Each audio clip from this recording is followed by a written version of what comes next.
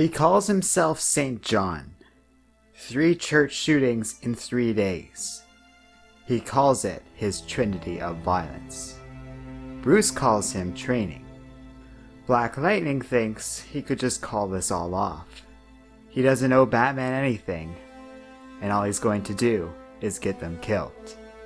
But when Duke Thomas, the Signal, rushes in, Black Lightning has no choice but to intervene.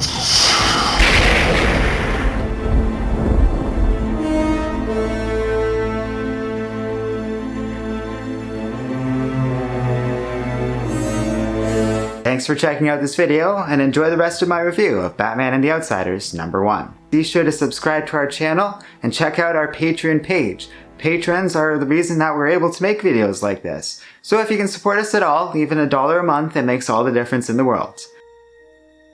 It was called the ARC program. A group of billionaires wanted to have superpowers of their own. They captured poor people and tested on them in an effort to develop a safe way to get powers. Batman shut the entire project down years ago, but he was only able to save 3 people, a single family who survived the testing process and had all been given superpowers. Thanks to the Wayne Foundation, Bruce and Lucius Fox were able to set the family up in a quiet home in Los Angeles. But now, they're being hunted by a being called Ishmael. So Batman tasked the Outsiders with their first mission, to find Sophia, the one remaining survivor of the family, and save her from Ishmael. It won't be easy, but the woman is powerful. The more pain she experiences, the stronger she gets. In the bathroom of a subway station in LA, Sophia is encountered by someone who claims to be from the future. He's seen the world burn, and it ends with Sophia. Through her, a new age will be born. Hello and welcome to Comic Island. My name is Arden, and this is my recap and review of Batman and the Outsiders #1. So it's been a little while since we reviewed a current comic. I've been looking back a lot lately, reviewing some older issues. Because of that, I've let current comics kind of go to a wayside to a degree, so I thought I'd take a little bit of time out of this week to look at a new issue and a new series that came out on Wednesday. And I have to say, I was a little bit interested in seeing where Batman and the Outsiders was going.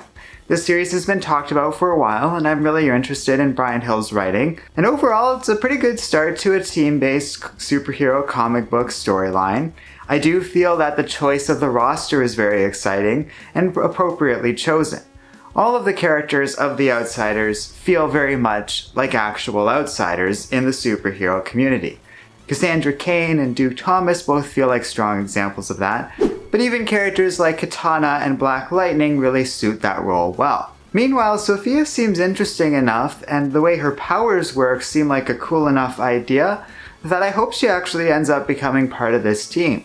I'm not really sure if that's where this comic is going, but that's the impression I got based on the introduction of this first issue, and her character looks interesting enough that I think it would be an entertaining read. All of these characters come from broken homes and difficult situations, and have never really been super close or that tight-knit with the larger superhero community. There's always been this sense of distance between them, so I hope this series does explore that in more detail. That being said, I really feel like this first issue was lacking a strong hook, something to really pull me in and get me interested in this series. Because while I think I would recommend this comic, it's entertaining enough, it's a good start to the series, and has some interesting artwork, I'm not sure how much personally I would be interested in going on with this series and checking out issue 2 when that comes out, and so on and so forth. Which isn't a great thing to say about the start of this new series. Now, it is possible more interesting things are going to happen, and if I were to continue, it would be because I like Brian Hill enough that I'm curious about what he's going to do with this series, and I really like these characters. I also think, as other people have voiced about this series, it's a little strange that Batman's name is attached to the title, and that his character is involved in any of this at all. The team itself seems really cool and interesting. I really like the idea of Black Lightning leading a team, and it makes sense that DC would want to feature this character a little bit, considering that his show is currently running on CW. While Batman's presence in the actual story of this comic, as well as the overall setting of Gotham, feels very much shoehorned in. It's a strange thing, although not that strange when it's been demonstrated very much so in comic book sales and numbers that anytime Batman is even on the cover of a comic, that series is likely to sell more on that particular issue. So naming a series after Batman, putting himself on the cover and making him front and center of a series even when he isn't actually front and center in the story or in the focus of the team, does kind of make sense from a business perspective.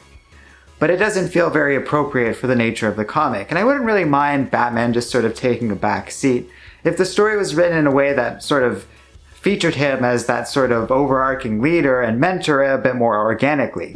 Which is strange to me because yes, while Batman does sell, given the nature of Black Lightning being a show and being something that DC wants to promote and foster, you would think they'd want to name the series after him. I think it would be a viable thing commercially, and DC needs to build up these characters. Batman sells because they've built him up over the decades. These other characters need a bit of support and maybe could have used a series being named after them. It's not that big a deal, but it is something that I really felt while reading this comic. The need to bring Sophia back to Gotham, for example, feels like it's done for no other reason than to satisfy this need. But otherwise, I do enjoy it. The artwork's really fun, I really do like these characters, and I really think there's potential for a fun series here, even with Batman being part of this story.